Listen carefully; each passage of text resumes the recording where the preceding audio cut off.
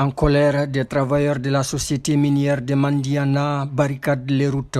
Les travailleurs de la société minière de Mandiana ont déclenché une grève générale et illimitée depuis ce samedi 15 avril 2023. En colère contre leurs employeurs qu'ils accusent de licenciements abusifs, ils organisent chaque jour des sittings sur les différents sites de production de la dite société et posent des barricades sur les routes principales. Joint au téléphone dans la matinée de ce jeudi par guinénews.org, Ismaël Doumbouya, secrétaire administratif de la délégation syndicale des travailleurs, explique en détail pourquoi ils ont déclenché cette grève sans même déposer de préavis au niveau de leurs employeurs. Ils ont auparavant licencié arbitrairement sans préavis une trentaine parmi nous. On a protesté contre cela en vain. Aujourd'hui encore, ils veulent en licencier une cinquantaine. C'est pourquoi maintenant on a dit stop.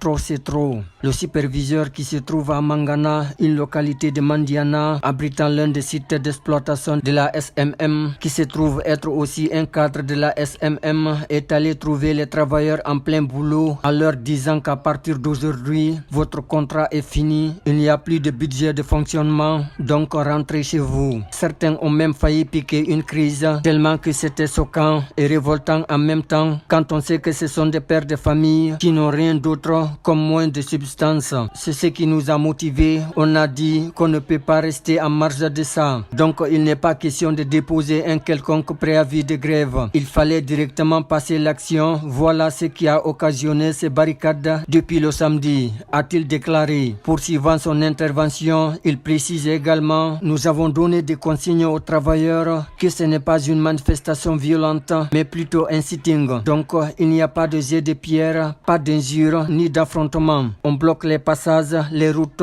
et scandant nos slogans. À la question de savoir jusqu'où compte-t-il aller dans cette lutte, il ajoute: nous comptons aller jusqu'au bout, c'est-à-dire que nous remettons en cause l'entreprise Ancoref parce que nous avons constaté que Ancoref est une entreprise fantôme. Pendant des années, on a travaillé au sein d'une entreprise fantôme, donc on veut être des travailleurs officiels. Pour sa part, joint également au téléphone, l'inspecteur régional du travail de Kankan a fait savoir que je suis informé de la situation, mais j'ai instruit à la direction de l'entreprise de respecter la procédure. Je leur ai dit, s'ils veulent compresser pour les motifs économiques, qu'il n'y a pas de problème. Mais il y a une procédure qu'il faut respecter, car on ne peut pas se lever le matin pour dire aux travailleurs d'arrêter les travaux. Malheureusement, ça n'a pas été respecté par la société. C'est ainsi que j'ai dit aux travailleurs de continuer, qu'on leur donne du travail ou pas. Il faut qu'ils restent sur leur site de travail respectif, parce que tant que la procédure n'est pas respectée, il n'en sera rien, a déclaré l'inspecteur régional de Kankan.